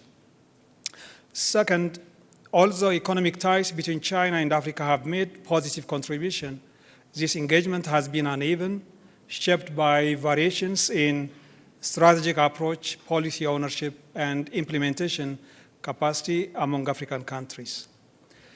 Third, focusing on Africa's economic development, it looks at core areas of structural transformation: productive investment and industrialization, international trade, infrastructure development, and financing. Fourth, China-Africa relationships are considered in the context of the global division of labor and power, and through the history and context of both China and Africa. The fifth point is, as China undergoes major economic rebalancing to upgrade to an innovation-driven economy, this is bound to affect China-Africa relations, offering both opportunities and challenges. Sixth, this volume seeks to fill the gap in the existing literature, steer policy and scholarly debate on the progress and trajectory of China-Africa cooperation, and analyze China's development path as a source of learning for Africa. Authored by leading scholars on Africa, China, and China-Africa relations, China-Africa and Economic Transformation brings together stimulating and thought-provoking perspective and deeper analysis. The book is dedicated to Professor Deborah Brotigham, who have toiled or worked, contributed on China-Africa researches. Thank you very much. I'd like to invite Dr. Bob Wekesa, thank you, Ambassador, to come in. Dr. Wekesa is a journalist by profession. He did his PhD in China. He speaks Mandarin.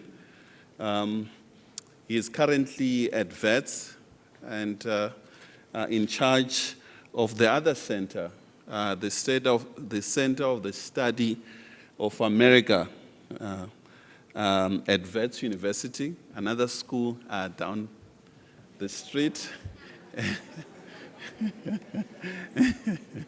And a very close colleague, partner, and we work quite closely.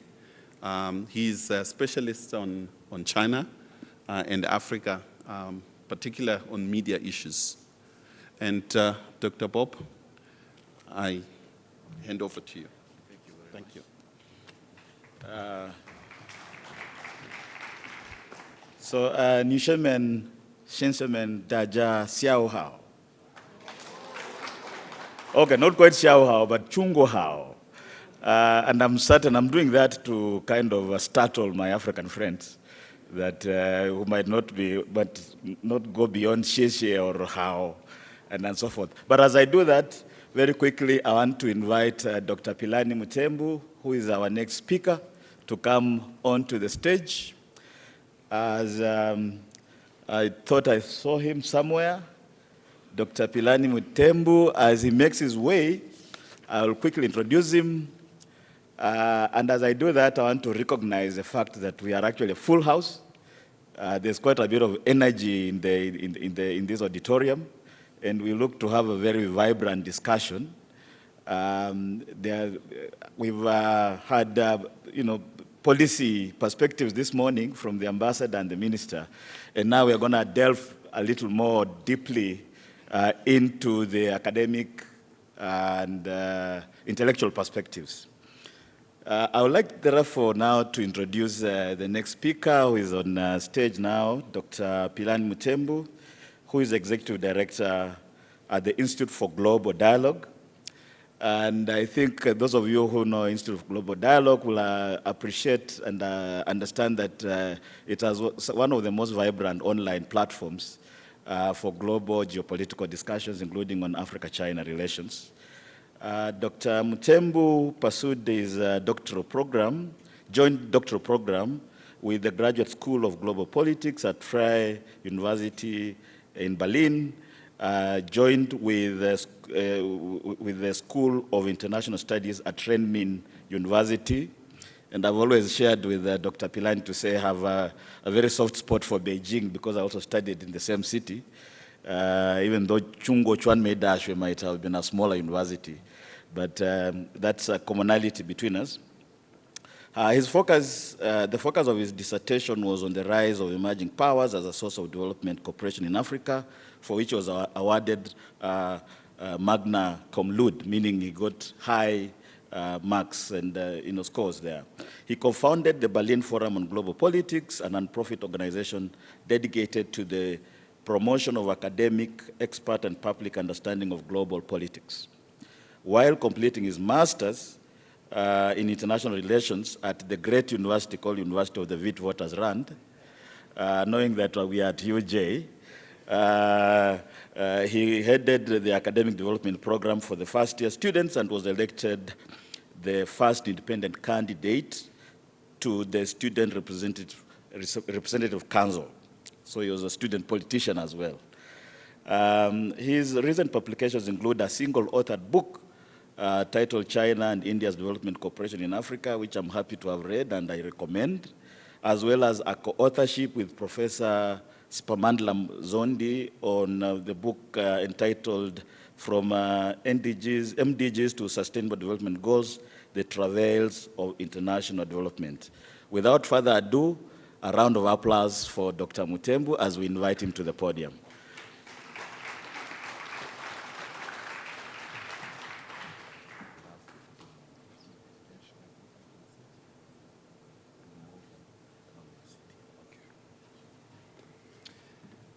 Thank you very much, Dr. Wekesa. Okay, perfect.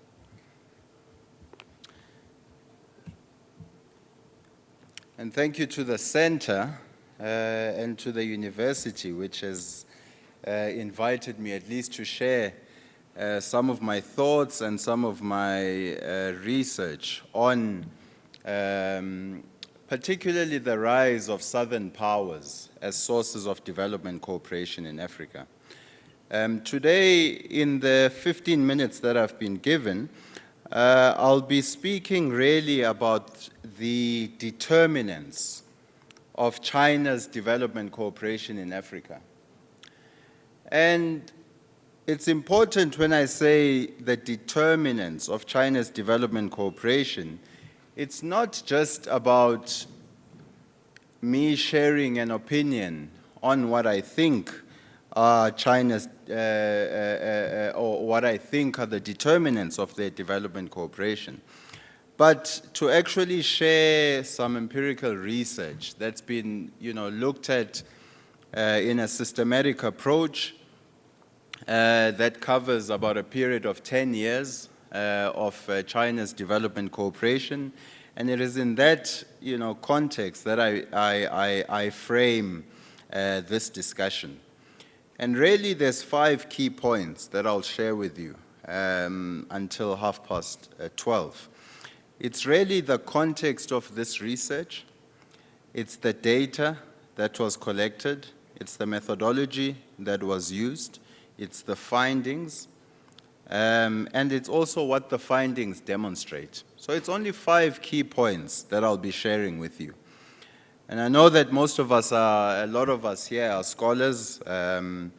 We are encouraged to use systematic approaches to reach our findings. Particularly on this issue, it's quite important because it tends to be a divisive issue when we talk about China in Africa. And that is because we understand that even knowledge itself is not a mere, it's not divorced from politics. Let me put it that way. So what people want you to know is simply, there are power relations even when it comes to the knowledge that is produced. And often when you see and encounter research on China-Africa relations or on Africa's relations with China, you often get trapped in these binary approach when you either think it's good or it's bad. And under that assumption, you might think that other actors also can be looked at as good and bad. Now, the research I undertook, sought to actually say, no, you can't look at things in a binary approach. You can't look at good and bad. You can't look at, especially when you're talking about global politics and international relations and development cooperation. Development cooperation which is provided explicitly for the development of recipient countries. So when looking at the motivations, don't just go and look at one project. This is what you often saw years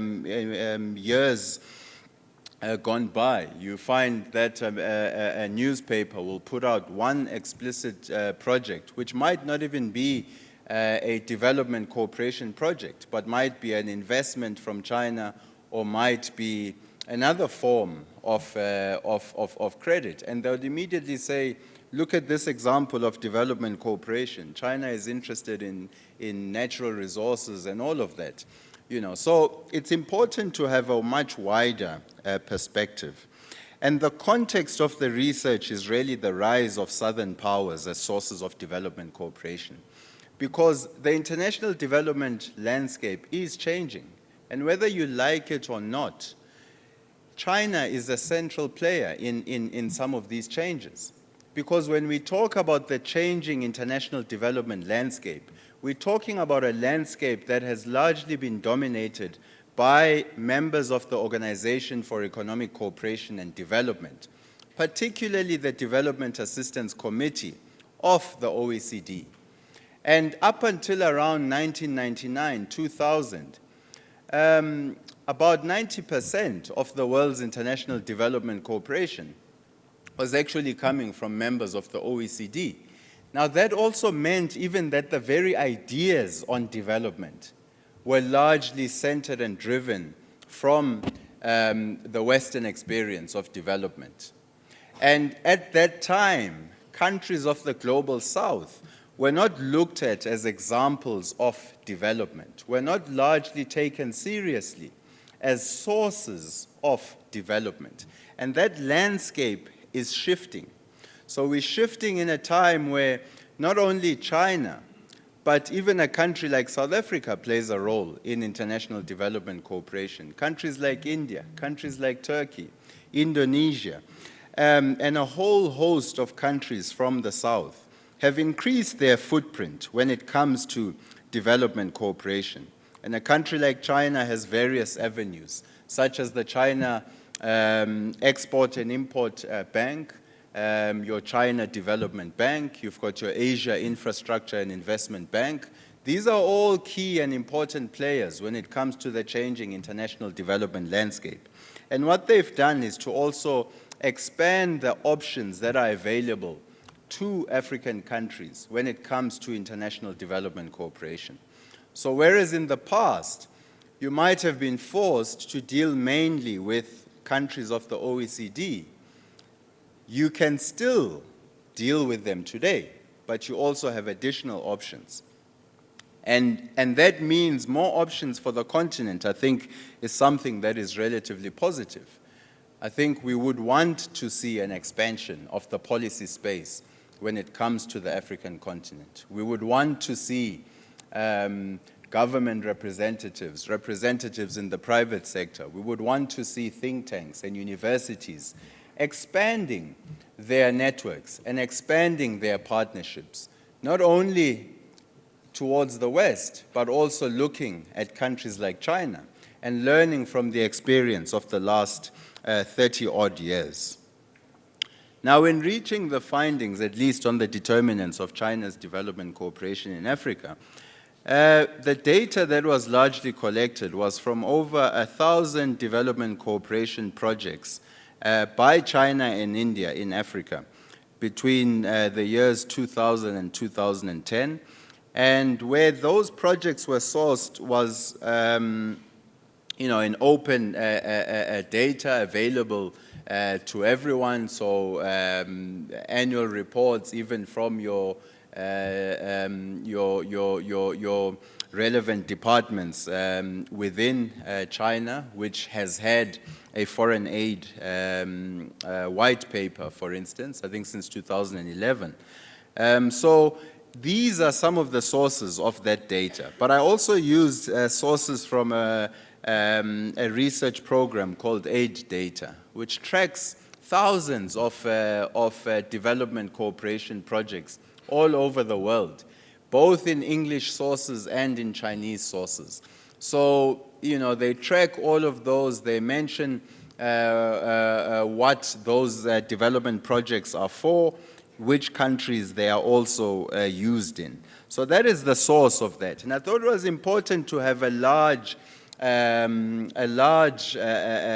data pool, essentially.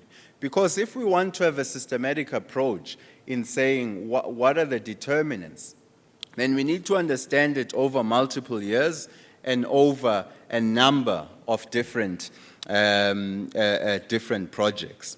The methodology that was applied, seeing that we are at an academic institution and that we were invited to present evidence-based research, is that the methodology was qualitative comparative analysis. And using qualitative comparative analysis, I was essentially testing 4 causal variables, namely strategic interests, economic interests, humanitarian needs of recipient countries, and 4, the existence of a large diaspora. Now remember, I was comparing China and India here, so I was comparing the sizes of their diaspora in Africa, comparing their level of economic and the intensity of their economic relations with all the countries on the continent, looking at the strategic importance of the recipient countries, and here operationalized through various indexes, such as your Correlates of War project, which basically does a composite score of national capabilities. You've got various indicators, such as your Human Development Index, to operationalize the humanitarian needs of recipient countries. And you also have data on the Chinese diaspora in Africa. And using all of these different variables, we were able then just to test this methodology and see what are some of the key findings. And some of the key findings are that China's development cooperation is driven by multiple and conjunctural factors. Namely, that China disbursed high levels of development cooperation to countries with 2 key characteristics. Yes, those countries were of strategic value to China, But importantly, those countries also displayed relatively high humanitarian needs when you looked at their human development indicators. And therefore, the explanation is a multiple and a conjunctural explanations. And the findings demonstrate the social complexity of the determinants of development cooperation. They are not only driven by one singular factor. It's a whole range of factors that determine why countries provide higher levels to those countries and others.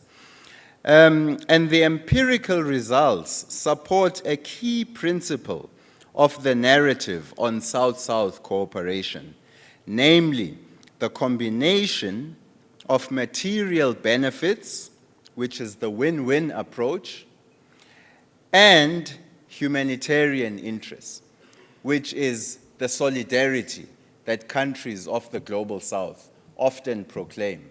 So essentially, the findings actually strengthened this narrative on South-South cooperation, that countries of the South, they do give development cooperation to certain countries under the idea of win-win, which means it's not just a charity case. It's not just about charity that a country like China disperses high levels of development cooperation to other countries. But what is important is that the countries that engage with China use that engagement in a strategic manner to meet their own development and regional needs. And countries that have succeeded in their engagements with China have been able to do that. I think I will leave it there. I think I did pretty well with my 15 minutes. Thank you.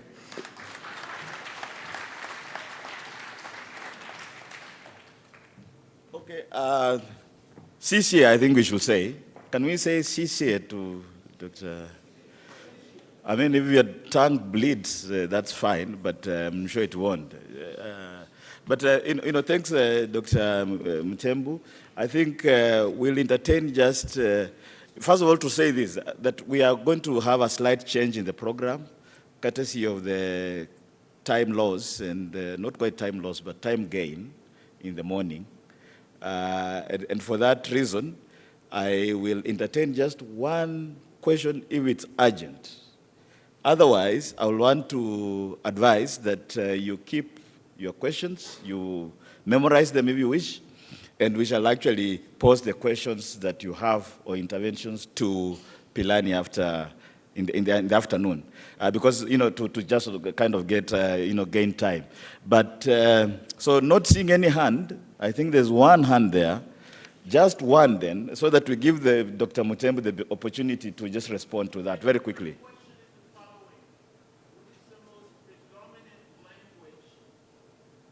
Cooperation used during those cooperations?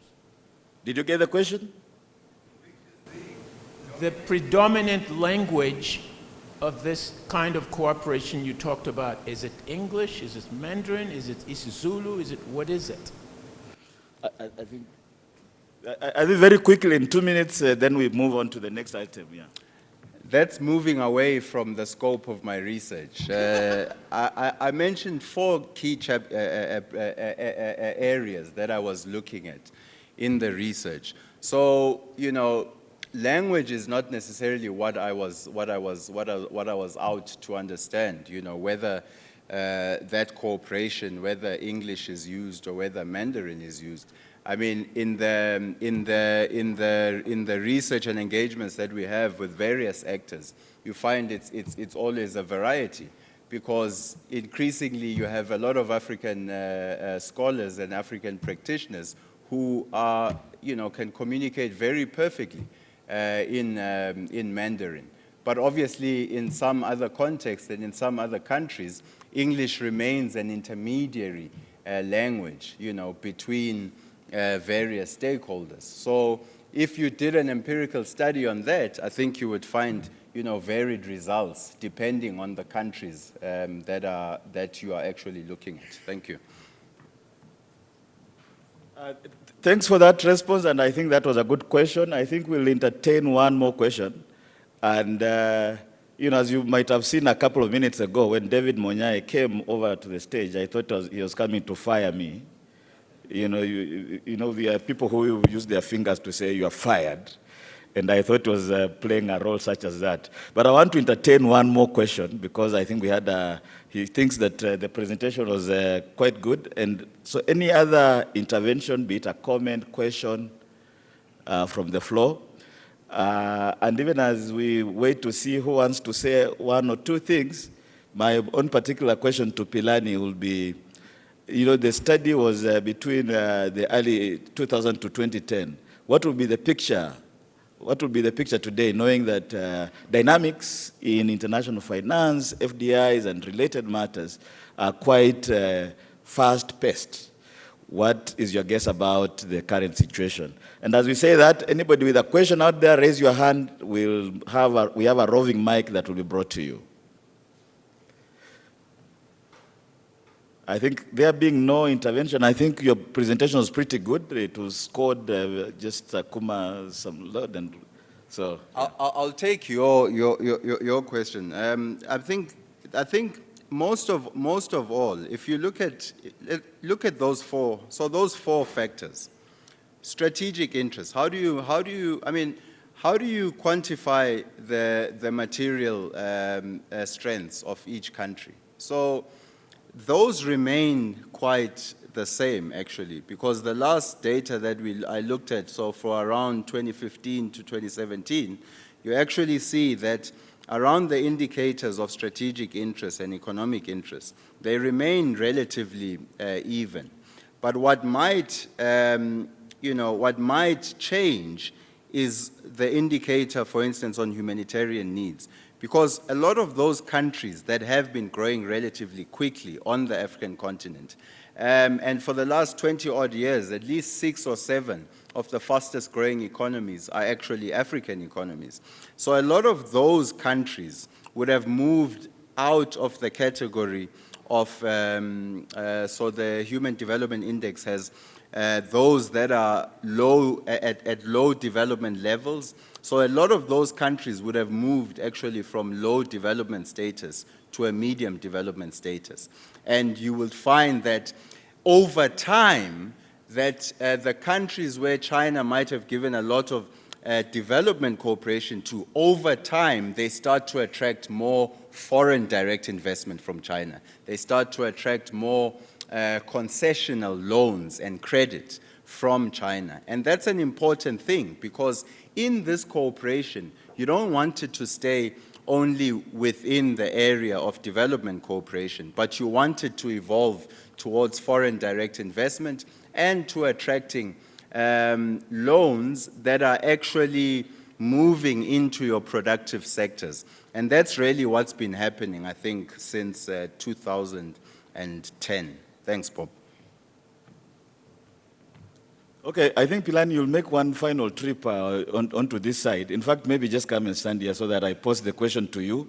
You respond, then I'll invite David to respond as well. I think there's an interesting question around debt, diplomacy, this talk of Chinese loans being toxic.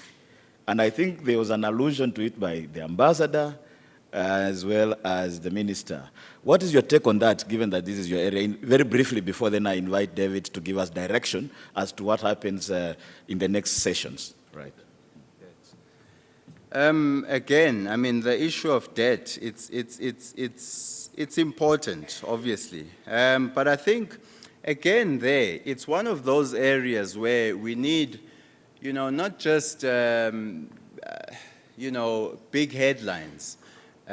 We need empirical work on that.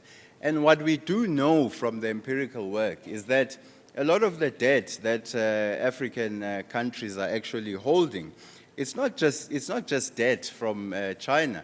It's actually debt from euro and euro bonds. And it's not that China is a single, is the single cause in that sense of that. But I think more importantly is to ask yourself, what is the credit being used for? Is it going towards consumption, or is it going towards productive sectors? And we've seen, for instance, in the earlier presentation with a country like Ethiopia, which has a strategy on foreign direct investment and on the type of loans and credit that they get, that a lot of it is being channeled towards your productive sectors, towards manufacturing. But that comes about when a government working with stakeholders within that country actually has a national strategy. And when they follow that national strategy in a manner that is quite disciplined. Because if you don't have a strategy, and of course you accept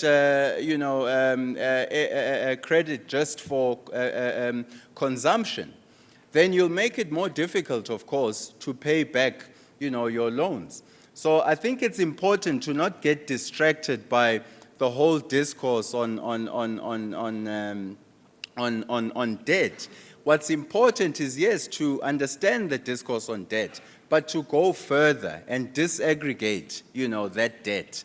Who are the debtor nations from OECD and outside of the OECD, but also more importantly, what is that credit being used for?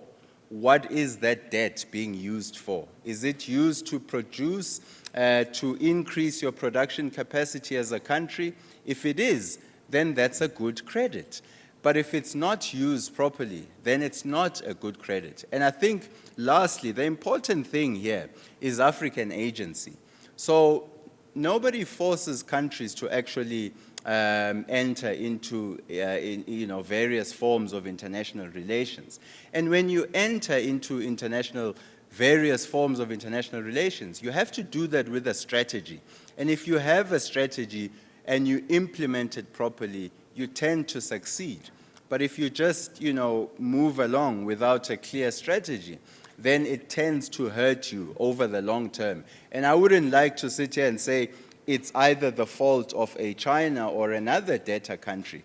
It's African countries that need to take their own agency in engaging with various actors, whether it's China or other actors, and use those engagements in ways that enhance their national and regional development plans. Thanks.